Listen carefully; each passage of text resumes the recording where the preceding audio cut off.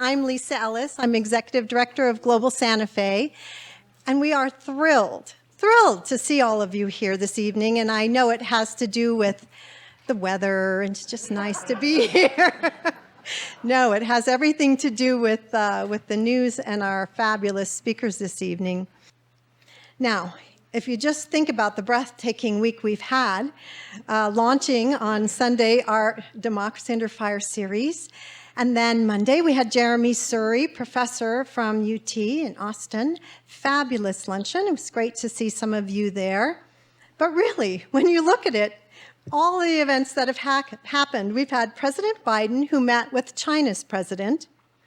We had leaders of the G20 who met in Bali this week.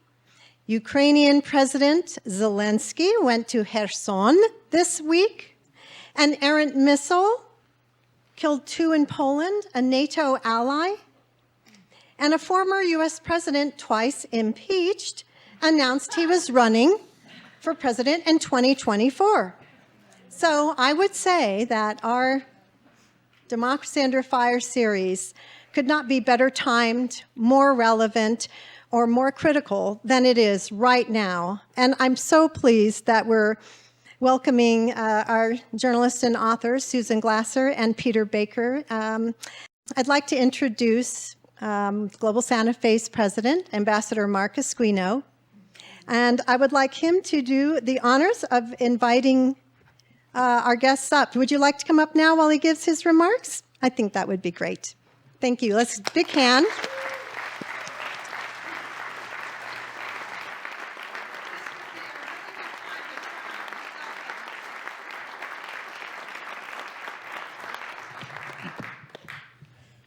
Well, thank you, Lisa. And I want to also give thanks to everyone here tonight. As Lisa said, this is a very special time, and we are absolutely delighted to have Susan Glasser and Peter Baker with us. I think, as you all know, they are 2 of our country's most distinguished journalists. Susan is a staff writer at The New Yorker, where she writes a weekly column on life in Washington. And I have to say, that is quite a job, particularly these days. She has served as an editor of several Washington publications, including Politico, and she was the founder of the award-winning Politico magazine, which I'm sure most of you enjoy. Her husband, Peter Baker, is the chief Washington White House correspondent for the New York Times, which he joined in 2008. Previously, he was at the Washington Post. From 2001 to 2004, Susan and Peter were the co-bureau chiefs in Moscow for the Washington Post. Peter and Susan are authors together of 3 books. One of them is Kremlin Rising, which has a great deal to say about Mr. Putin. The other is The Man Who Ran Washington, which is about former Secretary of State Jim Baker. And of course, most recently, the superb book, The Divider, which I recommend to all of you. It is an amazing book. If you thought you knew everything about the last administration, no. They have come up with some incredible things and insights. So I think it is now time to turn over the program to my good friend and fellow board of directors member, Jim Falk. So Jim, thank you very much. Thank you, Ambassador, and welcome. So welcome back to Santa Fe. Thank you. When was the last time you were here? Not recently enough. And next time you're going to have to come back and stay longer. Yeah. So, here's a loaded question. because your column was already in the New Yorker this morning, and yesterday I was thinking, how in the heck is she going to be able to deliver this column when she's traveling all day? So did you really stay up last night and watch that entire speech? I didn't. Well, it wasn't actually easy to do, right? That's one interesting thing, and that is a difference from the Donald Trump who first ran for office in 2015 or for his reelection. And I say it wasn't easy to do because many of the networks refused to carry it. And probably the most unkind cut of all was that mid-speech, when Donald Trump started hitting some of his greatest hits themes, he was complaining about Angela Merkel. Remember how he had a big obsession with Angela Merkel? Well, literally mid-sentence, boom, on Fox News, Sean Hannity gives him the shiv. And, I feel like for Donald Trump, now I must say that on Fox, they then had an extensive conversation about how it was the greatest speech in the history of the world, which, I'll leave Just it not to one you they wanted to to watch. decide. But, let's just say when they have to talk about the speech rather than show you the speech, perhaps they don't think it's the greatest speech in the history of the world. Because the book you wrote on James Baker is just phenomenal. So when I heard that you were going to write this book, it was with real anticipation that I wanted to read it. And then I thought, do I really want to relive this? But you really did take it way beyond your daily reporting for you and weekly reporting. Yeah. How did you approach it? Yeah, well, thank you. First of all, Jim, thank you very much. And Lisa and Ambassador and the Schulmans, thank you for having us here. I'm so glad we're reunited, not in Tashkent, but in Santa Fe. Santa Fe, far lovelier, although Tashkent has its charms. Although, to be clear, the whole issue with the base was that it was being put in a country where the then leader of the country had a habit of boiling people alive. Yeah, so just there was that. There was that. just say. So if you think things are bad here, Looking better. not so bad. Not so bad. It's all relative. Here's all relative. Well, the point of your question, though, is a good one. Like, what do we need another Trump book for? What we would tell you is this is not another Trump book.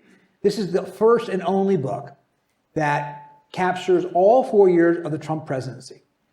A lot of books have been written about this aspect or that aspect, COVID maybe, or the 2020 election, or whatever. And this is the only one that tries to put it all in context. And the reason for that is that January 6th was not an outlier. It was not an aberration. It really was, as we went back and researched it, the sort of inexorable culmination of a 4-year war on institutions, a war on the traditions, a war on the democratic norms that we had in America.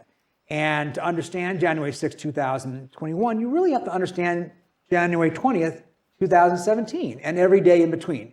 And what we discovered was that stories we thought we knew, there was so much more behind them than we really did. And there was a whole lot of stories we didn't know at all that we discovered. So not to give it all away, we want you to read the book, but there's some really remarkable things in there that shocked even us, and we spent, as you say, 4 years covering it. When you look at how the administration started, there were some people who had real integrity, quality, Rex Tillerson, Jim Mattis, to pick two, but they certainly failed in their positions. Is that because they didn't really have the experience for the jobs that they had? And also that President Trump obviously wasn't even going to give them the chance. Well, that's all of the above, I would say, is the answer there. In some ways, I think for Peter and I, going back to the beginning of the Trump presidency was the most valuable reporting we did, because it's sort of dysfunctional context that then you see it play itself out over 4 years. So there are a few things to know that I think became more clear to us as we worked on this in hindsight. First of all, this was, perhaps the least prepared president we've ever had in history. And I mean that not just in the sense, well, he was an outsider. Donald was actually the first president who came into the office never having served a single day in either the government at any level or the U.S. military. That just has never happened in our history. He also then surrounded himself with a group of extraordinarily inexperienced advisors. And interestingly, I would include Rex Tillerson among that number. And I think our reporting on Tillerson is very interesting, right? As the Secretary of State, he certainly had an impressive resume. Donald Trump didn't know anything about him, so he didn't have a relationship with the president. Many of you here have served in the Foreign Service. You know that the State Department does well when the Secretary of State is able to have a successful relationship with the White House. Trump didn't know Tillerson, didn't know Jim Mattis, didn't know so many of the people in his government. He hadn't thought that he would win. That was a very important factor.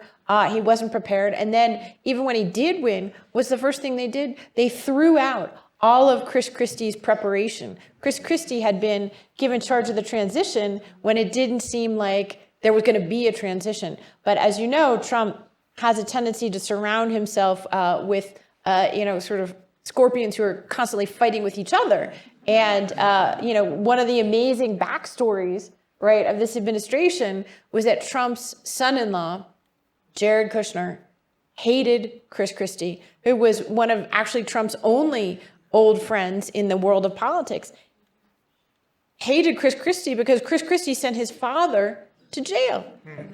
Which, by the way, if you don't remember the details of that scandal, look it up. My God, this is the stuff of movies. And I say this as a native of New Jersey. So, Susan, you said he didn't expect to win. I've always wondered, did he want to win? Well, there was a lot of speculation at the time, but, to me, the answer is unequivocally yes. And I think you see that in how over the 4 years and even in the 2 years since then, for Donald Trump, a man for whom wanting people to talk about him, to be in the center of public attention, of course he wanted to win. Donald Trump had the most high visible position in the entire world. And I think another point, Peter, would probably agree with this.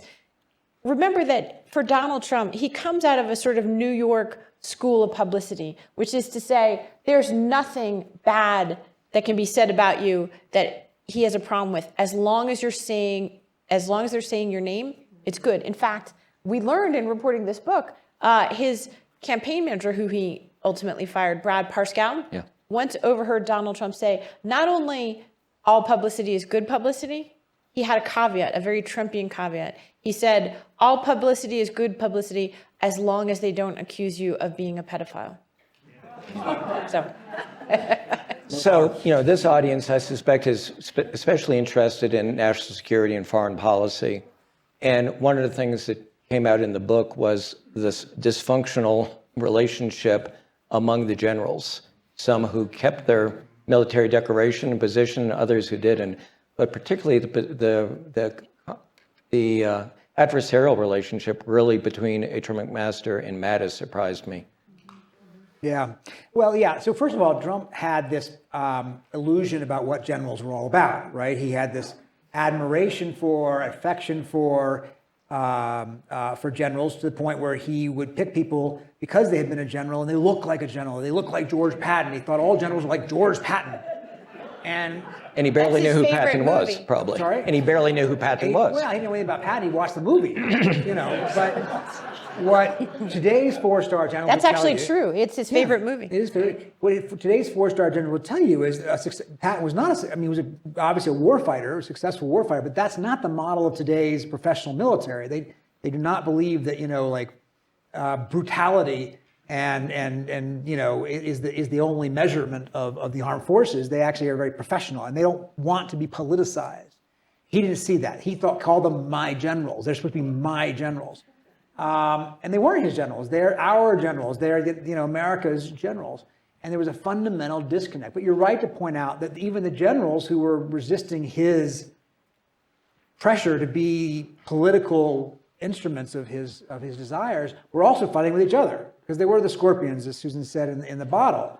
H.R. McMaster, who was a 3-star general in the Army, had trouble with Jim Mattis, who had been a 4-star general in the Marines. And if you don't think that makes a difference, it makes a difference. At one point we have in the book, Mattis says, well, that's how a 3-star would think, as he dismissed something McMaster said. So they're busy fighting with each other instead of trying to figure out how to channel Trump in a way that they would feel is more responsible and less reckless. So how smart is President Trump? What? And that one goes to her, right?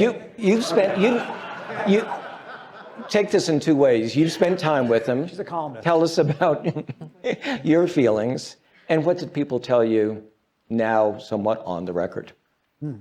You know,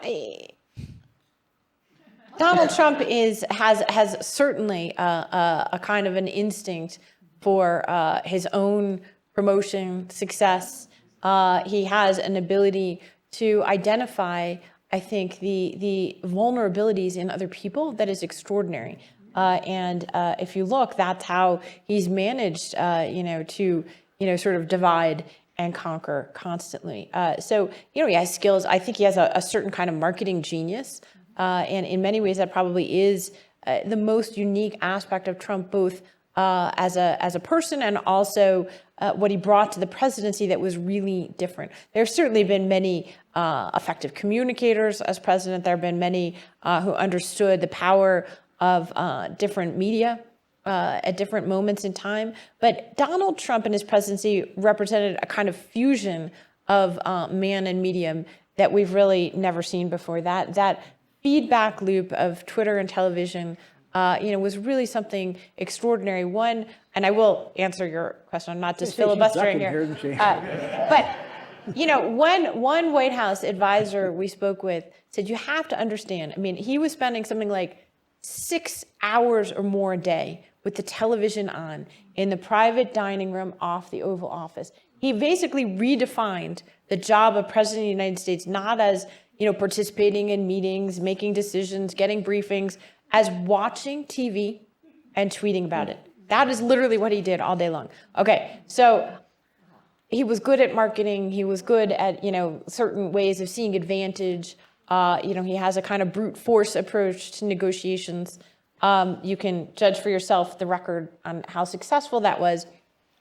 Donald Trump is ignorant. He is not smart in any kind of conventional sense. And again, I think for Peter and I, putting the book together and, really kind of trying to assess the whole record, that stands out even more than it did at the time. We have a kind of a paragraph at the beginning of the book where we're just pulling together some examples of some of the things by the testimony of his own advisors and aides or people who encountered him firsthand that he didn't know. Donald Trump did not know that it is the job of the United States Congress to declare war. How do I declare war? He said to his aides. They realized they needed to give him a basic briefing on the Constitution itself when he came to office. He confused the Balkans and the Baltics. And by the way, he did that in a meeting with the leaders of the Baltic states. The list is extraordinary. He never believed that Puerto Rico was a part of the United States. And in fact, when told this again and again, his reaction to this shocking information was to say we should get rid of it. You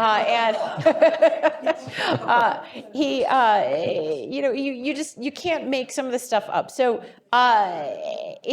he had a difficulty absorbing information, and clearly he has a challenge with absorbing written information in particular. That's part of the reason for the television. We have a whole chapter, which I think is very different actually than any of the other books that have been written about Trump, that attempts to grapple with some of the uniqueness of who he was, this question of, was he, as one cabinet official appointed by Trump told us, was he crazy or crazy like a fox? And this is a huge challenge. What do you do in our American system if you elect someone president who's fundamentally has a long-term incapacity or is unsuited to actually carry out the job? So why don't you think that message has sunk through? Well, I think it has. Donald Trump was rejected very definitively in the 2020 election. And sometimes because of all of his, fog machine of, lies and confusion about what happened, we can forget that actually Donald Trump was not reelected. He lost the vote in 2020 very definitively. And I think results a week ago suggest that Donald Trump, does not represent in any way a view of the majority of Americans. There were two foreign policy issues among many that struck me as particularly dangerous. One was the potential withdrawal from NATO. Could you talk about how Kay Bailey Hutchison, who then was ambassador, worked with John Bolton and others to, in a sense, prevent what they feared might have happened at the summit meeting? Right. And we all know, of course, that Trump publicly questioned NATO, and he publicly assailed the NATO allies for not spending enough on their own defense, for cheating us on trade, that kind of thing. Issues there are real issues there, right? I mean, he's not the first president who thought NATO allies ought to spend more on their own defense. Obama said the same thing. Bush said the same thing. He's the first one, though, who treated the allies as if they were enemies, who treated them as if they were adversaries. And one of the things we discovered, I think, in doing this book was he was much more serious about withdrawing from NATO than I think we ever realized publicly. He would have gotten out had it not been for Kay Bailey Hutchinson and John Bolton and John Kelly. At one point, literally, I think John Bolton calls John Kelly during the summit meeting in Brussels and says, "Get over here right now. We're about to leave NATO." And Kelly drops everything he's doing to rush over there and try to keep us from being pulled out of it. And imagine where we would be today with a war in Ukraine, and Russia is on the march, trying to at least not now on the defensive and the retreat, but imagine if NATO had not been there, or the United States had not been part of NATO. We'd be in a very different world right now. And so one of the things that this book does, I think, is show you, we talked about his announcement last night, we started this book as the idea that it would be a book of history, right? And now the question is, it may be a book of prologue, okay? So if people want to know what would a second term be like, look at the things he wanted to do in our book, but couldn't do because he was frustrated by the Kay Bailey Hutchinsons and John Boltons and John Kellys of the world, but would have freer hand in a second term to do, because he's not going to reappoint a John Kelly or a Jim Mattis or an H.R. McMaster, or any of those people in second term. He's going to appoint the people he discovered by the end who are much more deferential to him, who are much more willing to follow through on his desires and whims, even if they found them reckless or illegal or immoral or unwise or what have you. And so that's what this book in some ways does. It's a primer for what you can expect next time around. What about the withdrawal of dependence from Korea? This was another persistent theme that, although, it came up publicly, you never knew, I think, how seriously to take it at the time. But this was another thing that was dead serious. And we learned more in reporting for the book that made us understand that, behind the kind of theatrics of it, there was really a very, very close call situation. In fact, there was a moment in January of 2018 when Jim Mattis, again, this theme, he had to drop everything and rush to the White House because Trump was watching television. He saw one of his favorite TV generals, Jack Kane, on Fox News, and he misinterpreted as it happened, something that Kane said to suggest, that his policy, which at the time was still in confrontation with North Korea rather than love affair, he interpreted something Kane said, that he wasn't being tough enough. And he said, "That's it. I want to get all of the dependents out of South Korea. Do it today." Mark Esper writes in his recent memoir that he heard about it that same day. He was pulled out of a meeting because, of course, he was at the time Army Secretary. He would have had to be responsible for implementing this wild order. And Mattis had to desperately explain to the president, if you do this, North Korea will believe this is the prelude to a war, and you will start a conflict simply by the act of doing this. This is a very destabilizing act. What's interesting is that Trump never gave it up. And in fact, we were told by very senior White House officials that it ultimately actually contributed to the firing of H.R. McMaster, which tells you something so amazing about Trump. The whole story is a fascinating story because he didn't even understand really what was happening and who was resisting him and what the jobs were of the different officials. H.R. McMaster and Mattis, as you pointed out, were really at conflict with each other. Why? They both, broadly speaking, had the same views, right? They both were trying more or less to keep Trump within the same 40-yard lines. They disagreed over how best to manage Trump. And Mattis and Rex Tillerson, they were very concerned that Donald Trump was so reckless that presented with options for some of the things he demanded, he would say, go ahead and do it. And then they would have a terrible time because you can't directly defy an order from the president. So their strategy was to slow roll Donald Trump on things like this by, saying, well, we're working on it, but not presenting him options for some of the very inflammatory things that he wanted to do and to wait him out. H.R. McMaster, at least in the view of Mattis and Tillerson, was much more of a literalist. And, his view was, he's the guy who was elected. If he orders us to give him options, we have to give him options. And he also thought, as some other officials did, well, maybe this is so crazy, we'll stop him from doing it by presenting, how crazy this idea would be. At any rate, I think it's an amazing example because that's how close we came to war. And so even though for many of us, you hear the president of the United States later talking about a love affair, with the dictator of North Korea, and you think this is crazy, Trump's bragging that he should get the Nobel Peace Prize for the non-existent nuclear deal that he made with Kim Jong-un that he didn't actually make.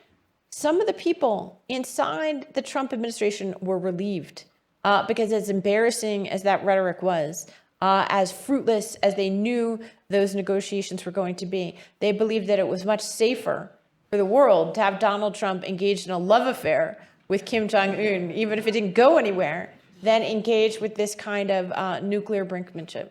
And jump in and say, how did he get nominated for the Nobel Peace Prize?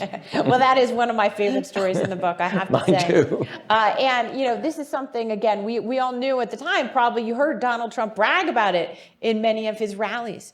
He would say, well, I had this great, love affair with Kim Jong-un, and, it was so great. I was even nominated for the Nobel Peace Prize by Shinzo Abe. Great man, my friend, the Prime Minister of Japan. Can you believe it? He nominated little old me, Donald Trump.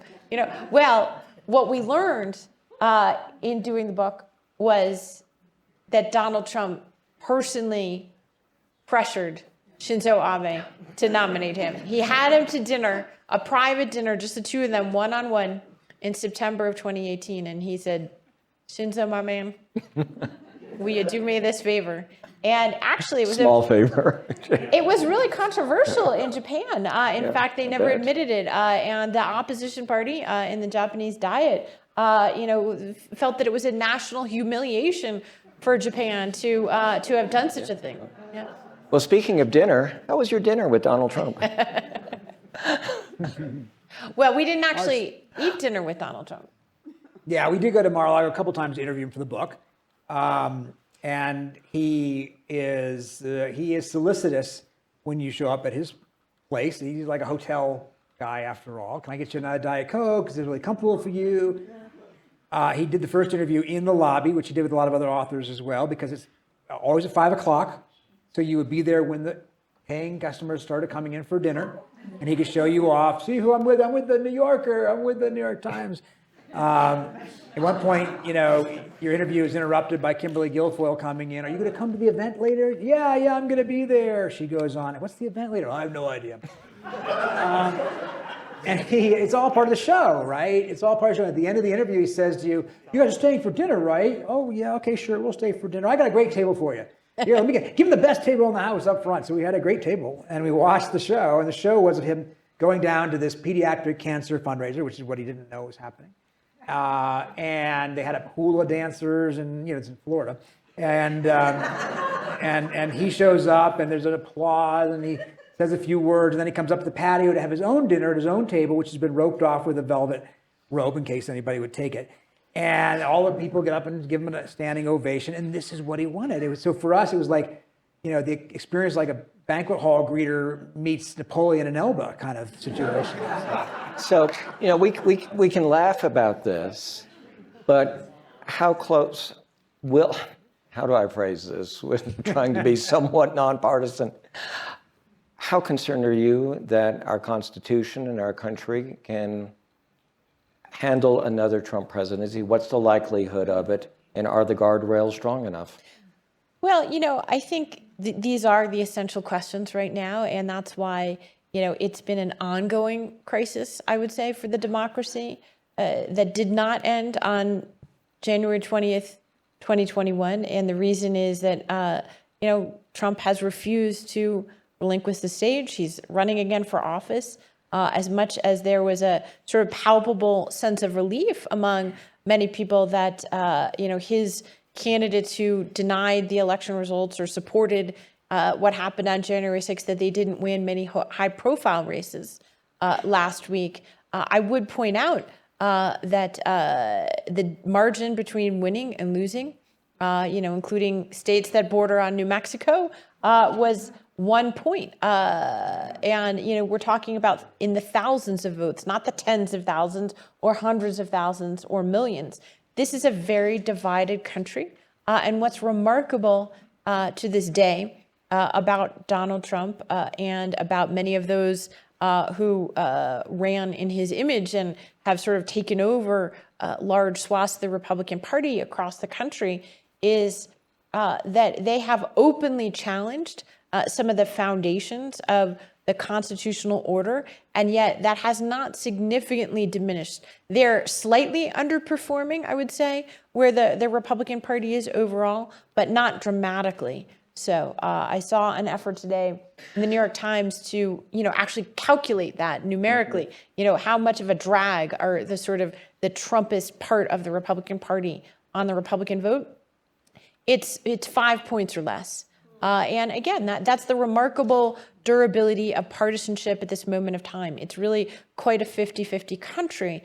And so that partisanship is a huge advantage for a committed minority like the kind of Trumpist minority of the Republican Party that has used, essentially taken over the national party. And so I think it's a very significant threat. And, it's very hard.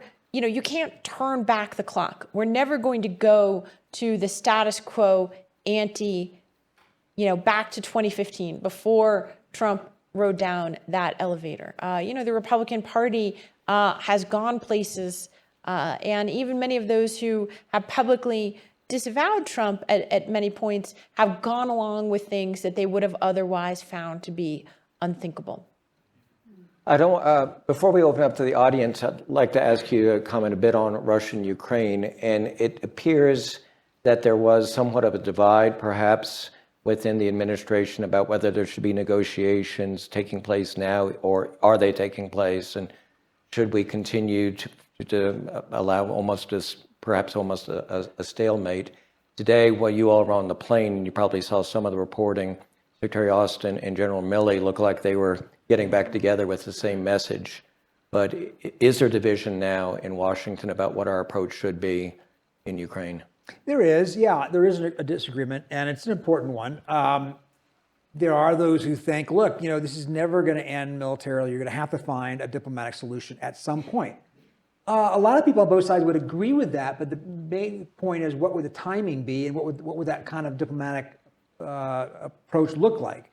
General Milley did say the other day that he thought, in effect, that the Ukrainians have done so well up until this point, taking back territory, but they're now going to hit into a stalemate situation for the winter, that the satellites are showing the Russians digging in trenches, and therefore they ought to go ahead and cash in fact, take the wins that they've gotten on the battlefield and go to the bargaining table with a position of strength.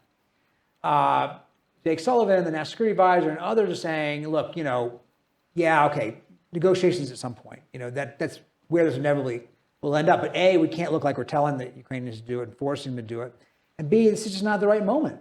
The Ukrainians, Zelensky does not have the political mandate to negotiate at a time when the country is really hopped up about these Russian invaders and wants them gone. And they think that they're winning. And why should they be negotiating? Why should they give away territory, which is what negotiation ultimately would be about, when A, it's illegitimate, and B, they've got the Russians on the run.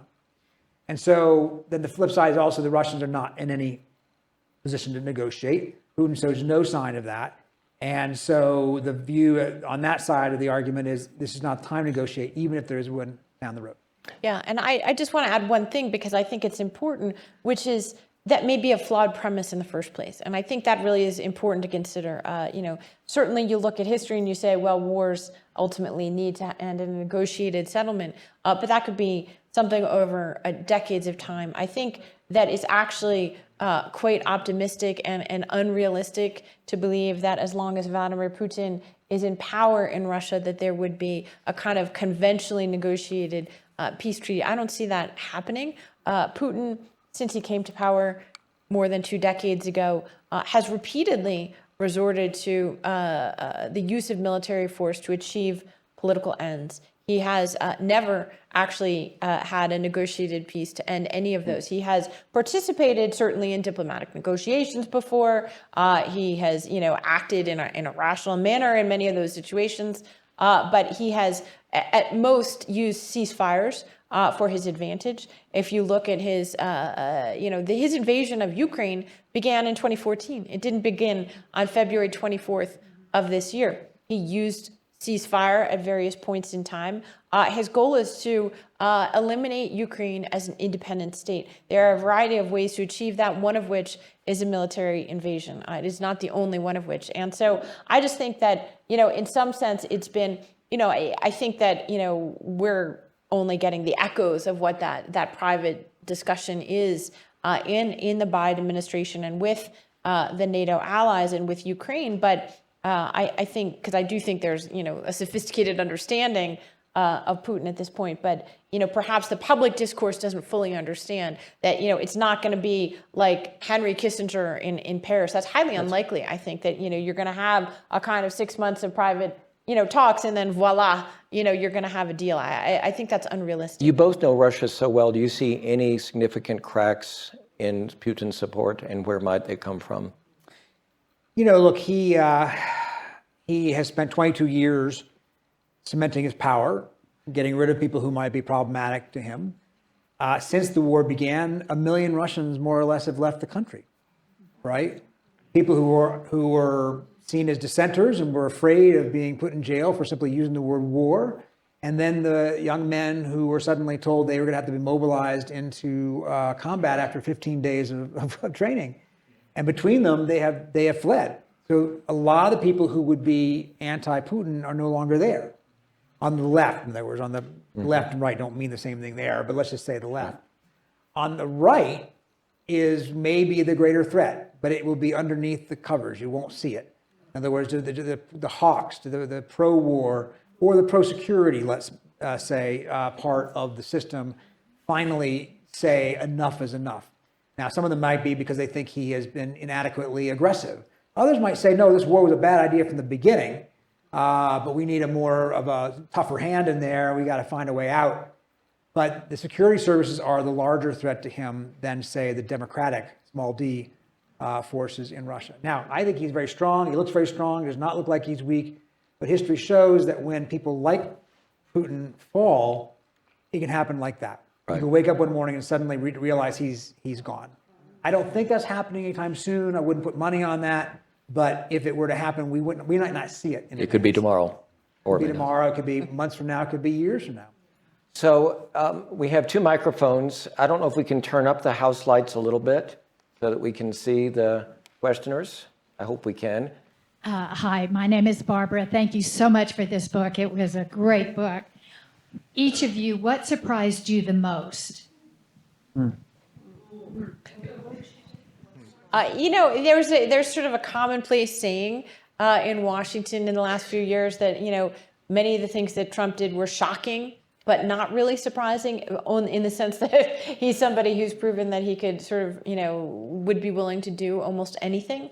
I was shocked, I have to say, doing the reporting about the extent of the alarm inside the Pentagon and at the top levels of the U.S. military about the volatility and the dangerousness of the president. When we knew already, certainly in a general sense, that there was this conflict. We knew that Mark Milley, the chairman of the Joint Chiefs, had very clearly signaled after the June 1st Lafayette Square photo op that, he knew it was a mistake, that, he wasn't going to go along with any other attempts to politicize the military. But even with all that, when we obtained in the course of reporting the book, this resignation letter that Milley wrote but did not send after June 1st, 2020, the language of that is something I've seen many documents, in the last couple decades as a journalist. I've never seen a document like that written by a senior U.S. official. He speaks in that letter of Trump doing grave and irreparable harm to the country. He speaks of Trump as, quote, ruining the international order He writes in the letter that he believes that the president did not subscribe to many of the ideals that the U.S. fought for in World War II. And, essentially the conclusion of our, military leadership, and not just Milley, by the way, was that the president of the United States himself was the gravest threat to national security that existed at that time, not a foreign threat, but this domestic threat from our own leader. And so for me, again, I knew it, but that's not quite the same as really knowing it. And I found myself both shocked and surprised. Yeah. Everything was shocking.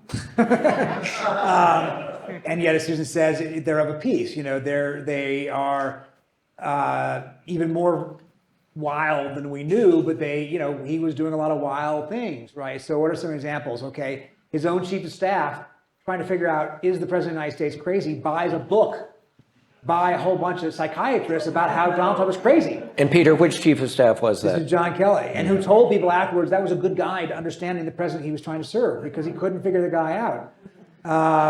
One reason he couldn't figure him out is because Trump once said to him, he says, "I don't understand you effing generals. Why aren't you like the German generals in World War II?" And Kelly's like, "What are you talking about?" He said, "Hitler's generals. They were loyal to him." Well, first of all, they tried to kill him 3 times. Which didn't actually seem to faze Trump. Maybe that's the shocking part. That should have fazed him a little bit. But no, he kept insisting, I want to have generals like Hitler's generals. And the point of that is that it was so shocking to the generals, that Susan says, with General Milley and the others, was that's just not how our system works. We have civilian control over the military, but the military is not an instrument of political power. It's not meant to be an instrument of power for Donald Trump's personal gain. It is an apolitical defender of the American security. When he went to Helsinki and he said, he basically took Putin's word over the intelligence agency. We report in our book that Dan Coates, former Republican senator, former chief of staff to Dan Quayle, appointed the director of national intelligence by Donald Trump, watched that in horror and thought, maybe the Russians really do have something on him. He thought, with access to all the secrets of the American government, that the American president was compromised by the Russian leader. So with things like that, we had a lot of examples like that in the book, each of which I think in some ways would have been by itself a book. And they just sort of add to the picture, I think, that we have of Donald Trump. Another question, please. Yes, sir, you're about to get the mic. What do you think of, or is there anything to think of John Kelly apparently starting to talk with the IRS allegation? And the second question I had was the status of the Department of Justice's investigation of Mar-a-Lago. Do you see an indictment coming now that the midterms are over?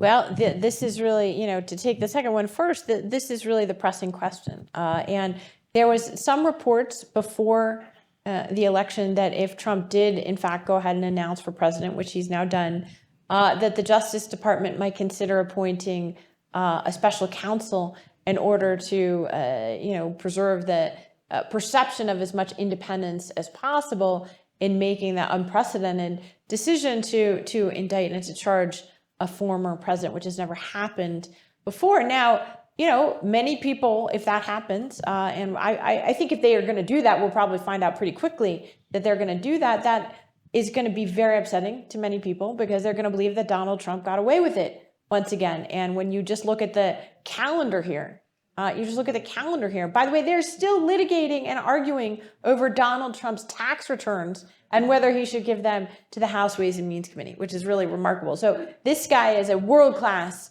not only at self-promotion, but, one of his tactics and playbooks that he's used forever is to tie things up in the courts and to use it to play for time. And I think that, a lot of people will be very concerned that it's not going to actually convince anyone.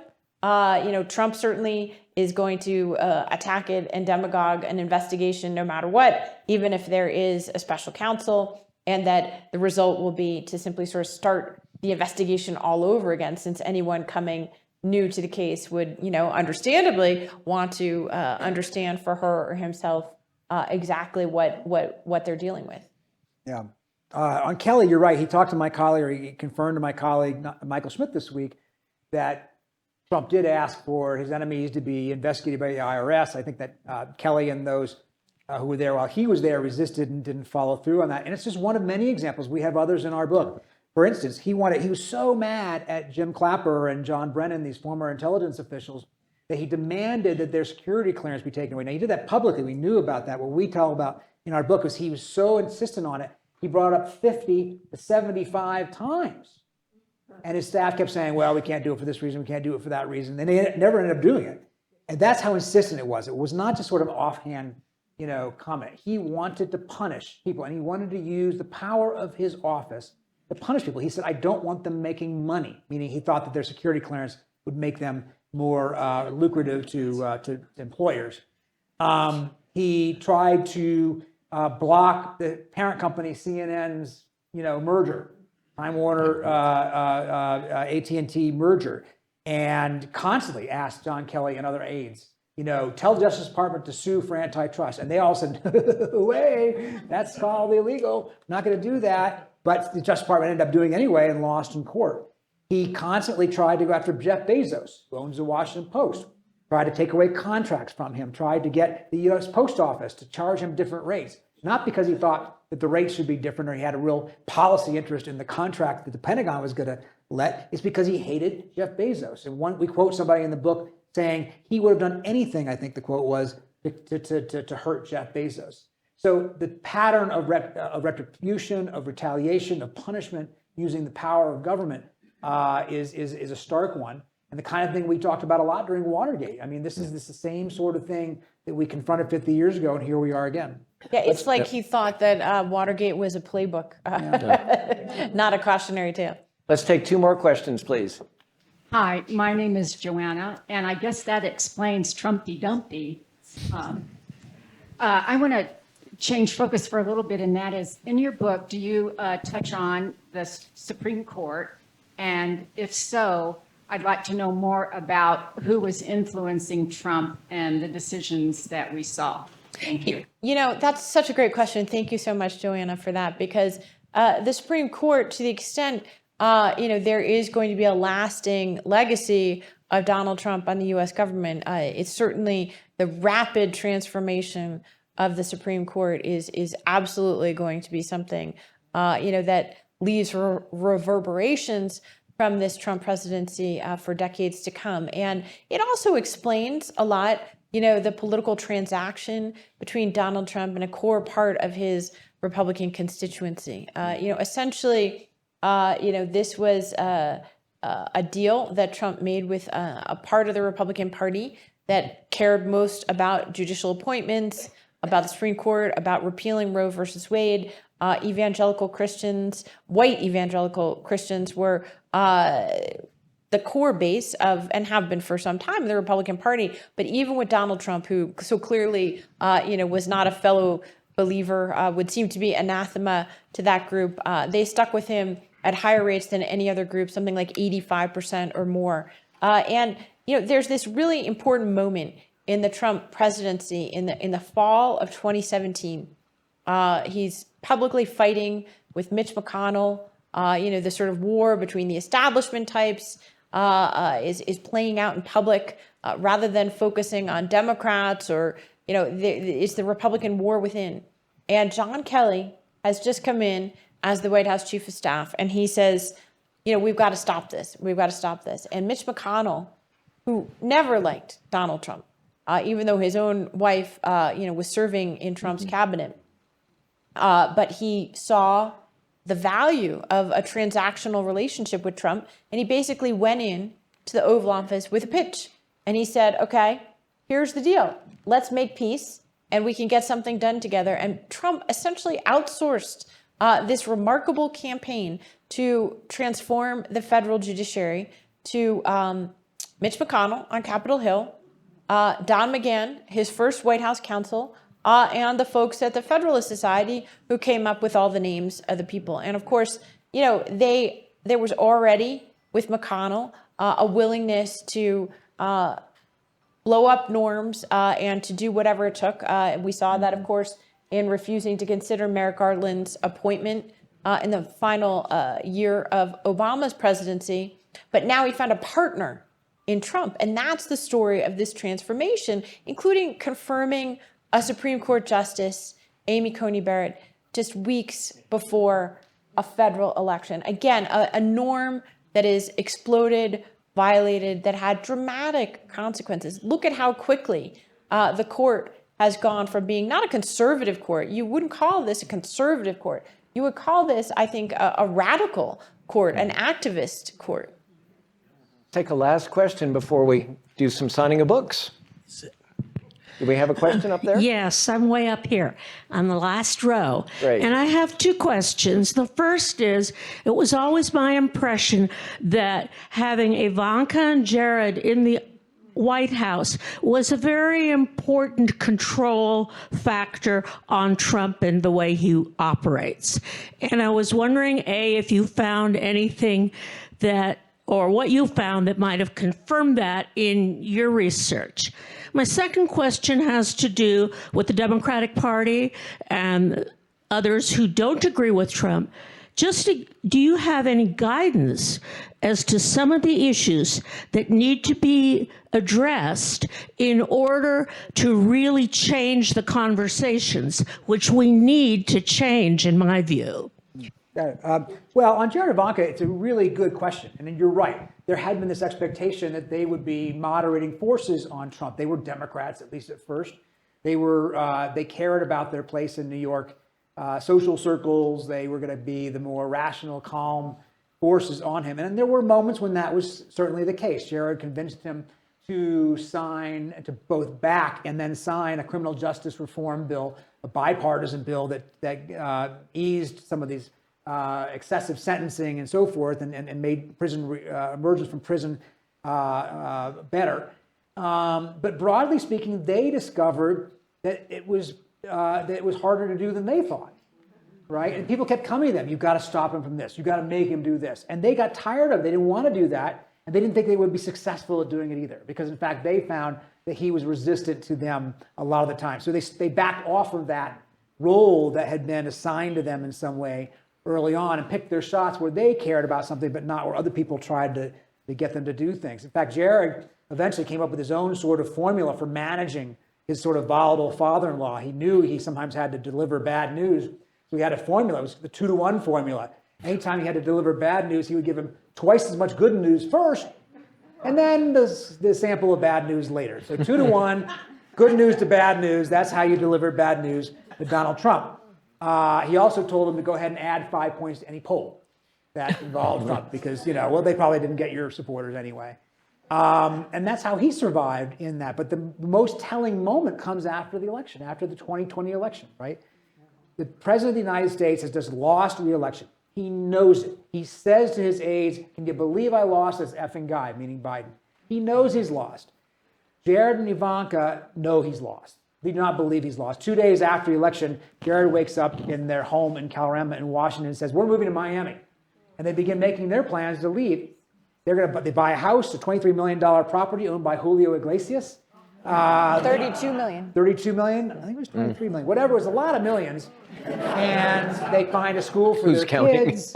All at the same time, their father or father-in-law is suddenly saying, "No, I didn't leave. I didn't lose, and I'm not leaving." And instead of saying to him, "Wait a second, no, you did lose, it's time to leave," they retreat. They back out. They leave the field. Jared says to him, "Look, I support you, but if you're going to have Rudy Giuliani in charge, I want nothing to do with this." And he flies off to the Middle East to do some peace deals and maybe get ready for his business prospects later. And Ivanka basically withdraws, and they don't want to fight. And so what happens? A void opens up. Filled by Rudy Giuliani, Sidney Powell, the MyPillow guy, Mike Flynn, the martial law guy, all these people who are whispering in the president's ear, "You really didn't lose. The Venezuelans did it. The Italian satellites did it. They somehow, dead people and immigrants voted in millions and changed the results." And he was willing to listen and agree with that because it served what he wanted to. And instead of trying to fight that, Jared and Ivanka backed out. And so that's all leading up to last night when the former president of the United States announces he's running again. Who's missing? Jared and Ivanka, not there. Ivanka even puts out a statement to Fox News. "I love my father, but I have nothing to do with this anymore." Ladies and gentlemen, thank you. Thank you so much. Thank you, guys. Peter and Susan, thank you.